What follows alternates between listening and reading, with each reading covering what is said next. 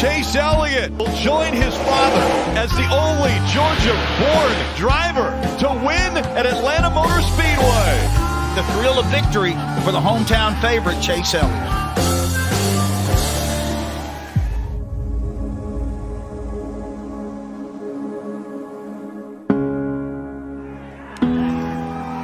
Kevin Harvick trying to become only the 5th driver in NASCAR history to win in only his 3rd Cup start. Somewhere, too, must be Dale Earnhardt, because this is his car that Kevin Harvick is driving. The paint is different, the number's different.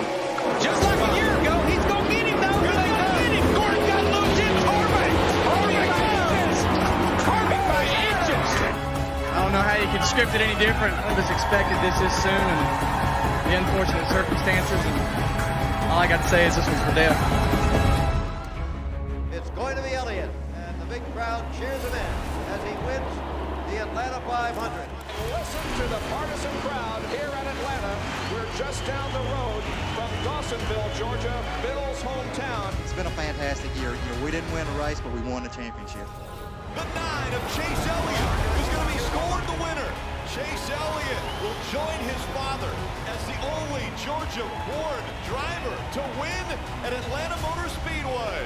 You know, this is obviously home for me, home to a lot of great fans who made a lot of noise today. And guess what's happening in Dawsonville right now at the pool room?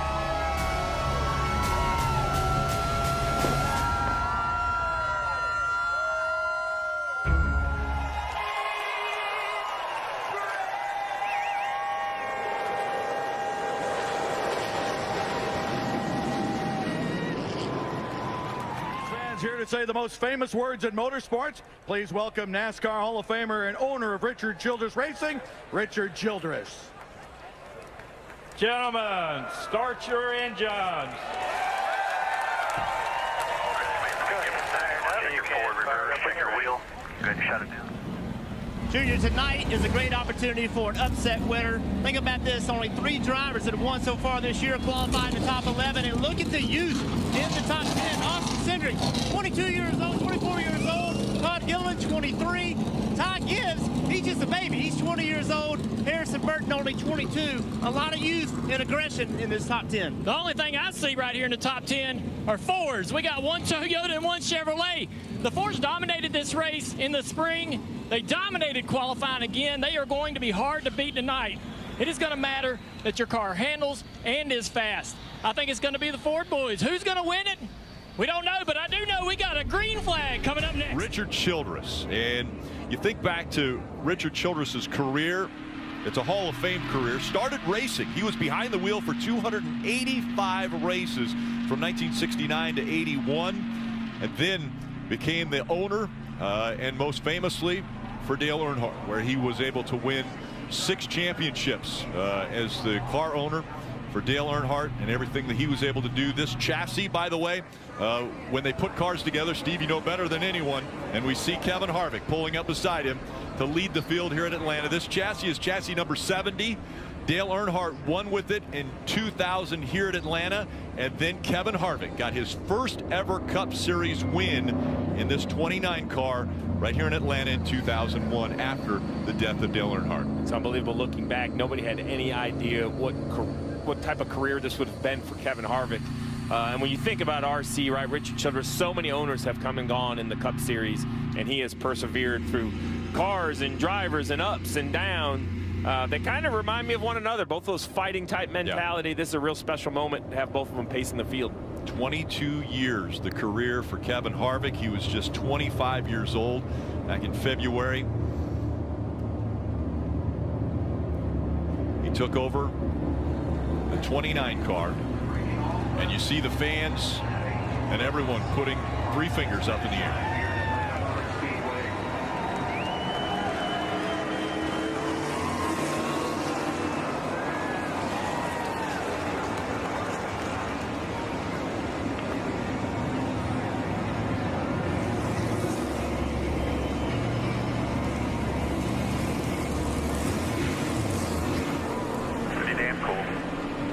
Yeah, it's pretty awesome.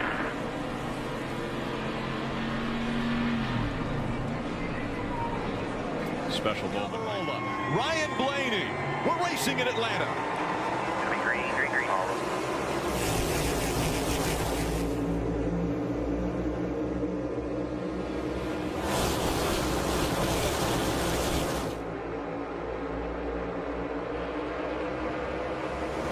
Still side by side up front.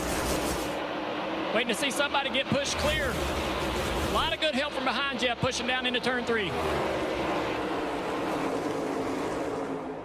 Up to speed now. Eric Almirola surges ahead. Joey Logano behind him, fighting for that second spot right now with Blaney.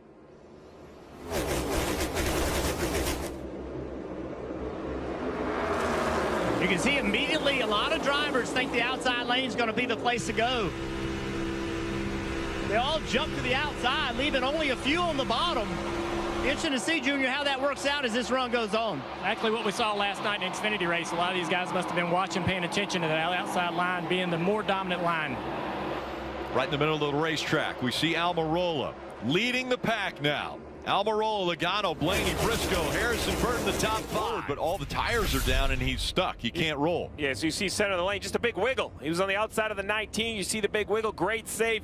Great wreck avoidance by the 11 of Hamlin, the 38 of Todd Gilliland. And then the 21 just has no choice but to lock it down. Fortunately, pretty light contact to the inside wall. But watch right there. You see that wiggle? That could have been a very big accident into the outside wall. A great job by Harrison, and fortunate that the drivers behind him. I mean, look at this. Denny Hamlin has him lined up. So doesn't the 38. No. Such a great job by those drivers. Just breaks loose there coming out of turn 2. Around he goes. We're riding along with Denny here. Yeah, you're going to want to hold your breath. Watch this. With you trying to put your middle. Watch you stay in it here. Come on, come on, come on, come on. Bell does clear the 45. He's sideways. He's able to catch it. What a save. Wow. On That the was front insane. straight. Bell coming up. Oh, the 2 gets in the right rear quarter panel. That was an incredible save.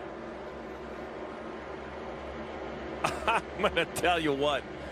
To battle for this lead, potentially to win stage 1. Now Logano with a move. He goes to the inside. Final lap of stage 1. Can he clear the 12? Clear, still there, tight quarter. Still there, still there, still there, still there. Still there, top lane's gonna push better. Still there, still there, still there. Down the backstretch for the final time of stage 1. 3 wide, surge Rick. coming out of the 12. Brian Blaney pulling ahead. Larson able to clear the 22. Now Kyle Larson fighting on the inside.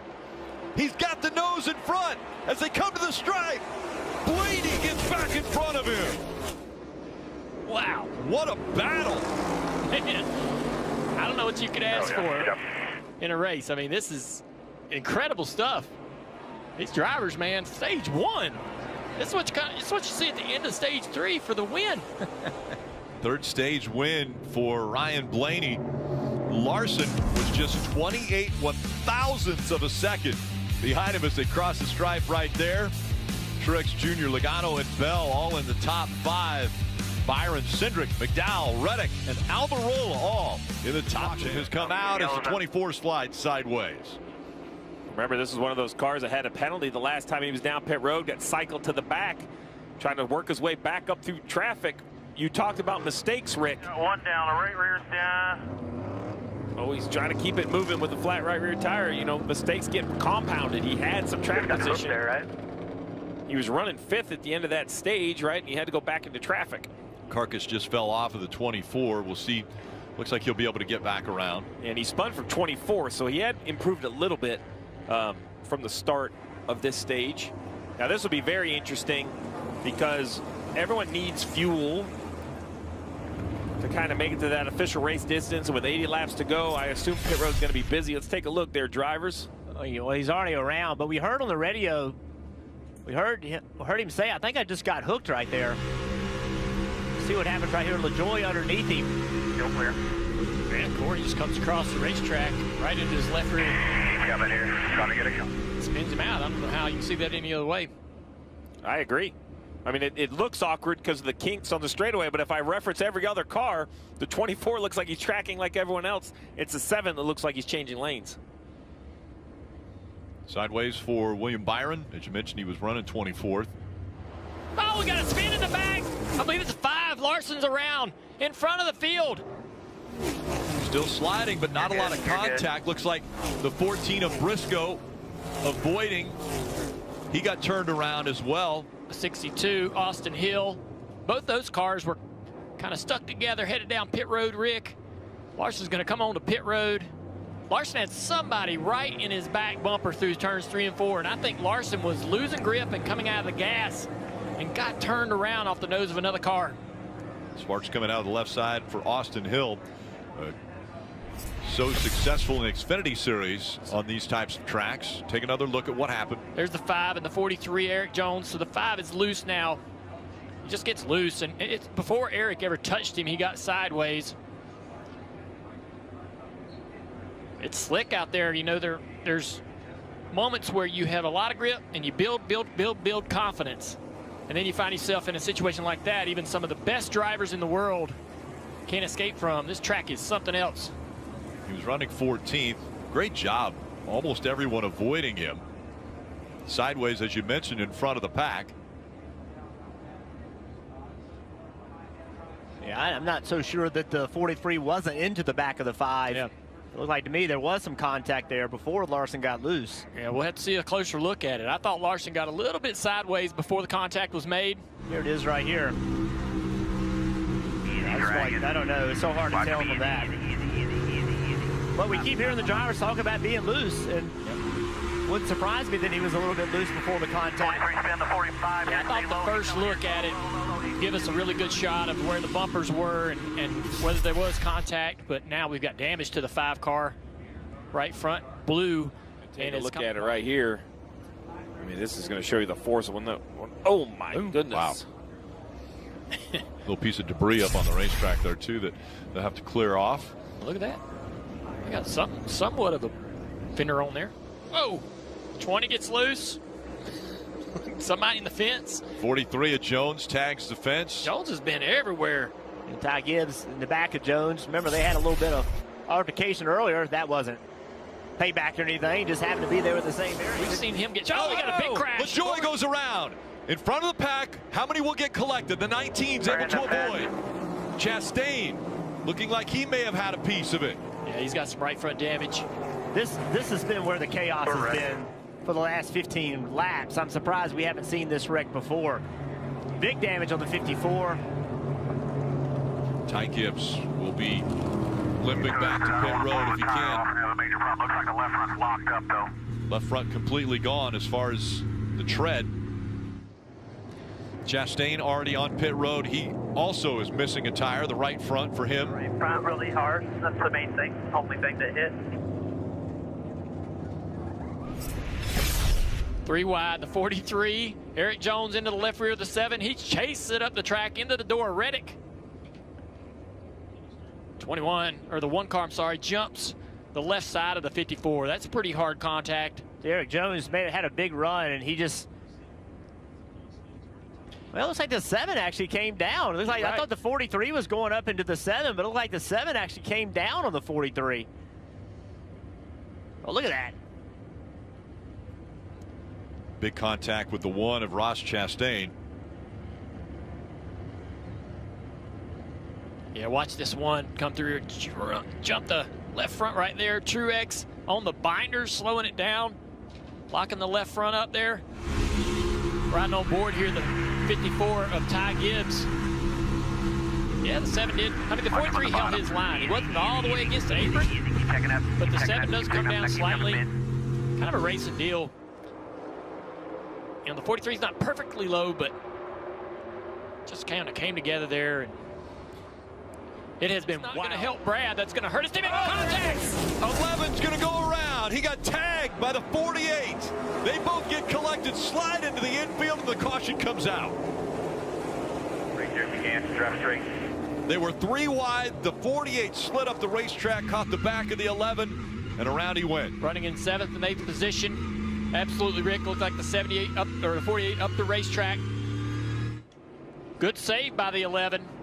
This is going to tear up that 48 car as he tries to get around here on a flat right front tire. With the debris that's being put out, this could end stage 2. Take another look. 48 gets loose right here. Looks like, yep, loose. Up the track he goes. How does he get contact here? Yeah, just leving down the track, and he just has to lock it up. I've been watching Alex Bowman. He's had his hands full. I've seen him multiple times have to be all the way out of the gas off of turn 2. People stacking up behind him. You can see right here, he knows he's in trouble. You saw the flames come out of the exhaust pipe. That was him out of the gas. Just couldn't keep it off of Hamlin. Bubba Wallace, Justin Haley, both clearing him. There's Michael McDowell going through the grass. Mike McDowell's actually recovering pretty well from that damage earlier. This is what we talked about, guys, when this race started. We had no idea, and the teams had no idea how much handling was going to matter. And had they made the right adjustments, remember, there was no practice here, only qualifying. So the teams never ran in these packs. Your middle, clear high. Hang on to it there, hang on to it. 48, got it, lock it down. McDowell surging ahead with the help of Byron behind him. All clear, get up there and take his line away now. There you go. You have to assume that it's going to rain any lap, so Come on. every lap's going to be treated like it's the last one. All the way up, pushing that 16 right up against the wall, and then Allmendinger surging ahead. He takes the lead back. The 34. Oh, we got a spin. They're spinning back in 5th and 6th. Ryan Preece is around. Wallace also caught up in this. All right. Caution has come out.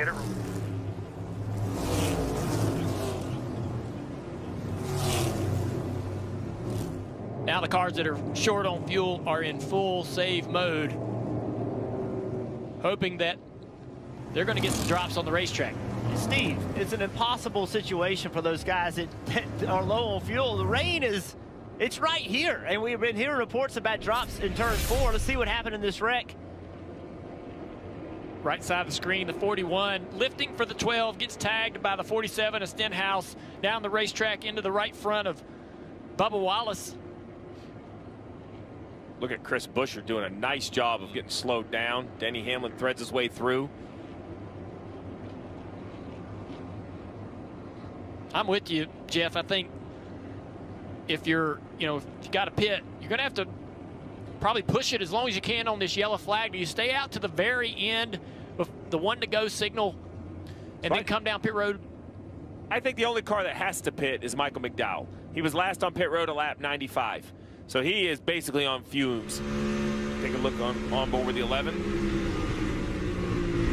Oh, boy. Watch him right here. Easy. Get down, up. You can see how he just couldn't get slowed down. Kevin Harvick. Wow, that was... Not sure what started that. Yeah. 11 came down on him. Oh, yeah. Contact with the 11. Word on the top of the pylon, checkered. That means that NASCAR has called the race due to weather. William Byron gets his 4th win of the season, his 8th career win overall, and all smiles for young William Byron as he was able to be in the right place at the right time when the weather came. And chatting it over with Michael McDowell, who's also very happy that this thing rained out. Man, I don't even know where to start with your day. You said it was so much fun early on, then the penalty on pit road, then the spin. How did you guys come back and make this happen? Yeah, just teamwork. Honestly, I don't completely understand this one.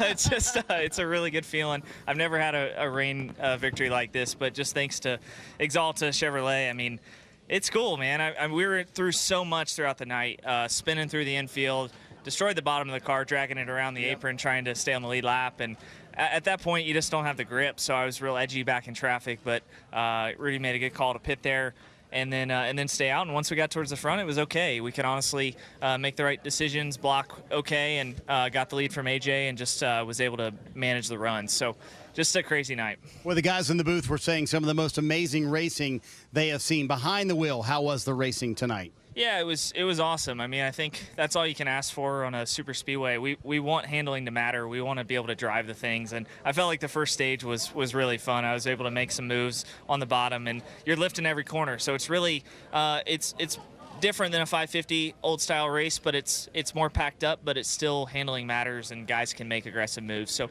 I was certainly edgy back in traffic, but Rudy made it, like I said, a good call, and we got it towards the front, and sometimes that's what it takes. Just thankful for the whole team and just staying in it, because we were a lap down and it could have been over. So you and I talked a few weeks ago, and you said all the success early in the year, the summer is very important to us. We need to show up. We need to be able to win races. How significant for the 24 team in this championship hopeful run that you are going to go on here to get a win here in the summer? Yeah, it's really important. I mean, we're just keeping our heads in it. We, over the last few weeks, we finished in the top 15 when we don't have good cars, and the days we have really good cars, we finish in the top 5. So it's just a matter of staying with it, and today was definitely a lucky break.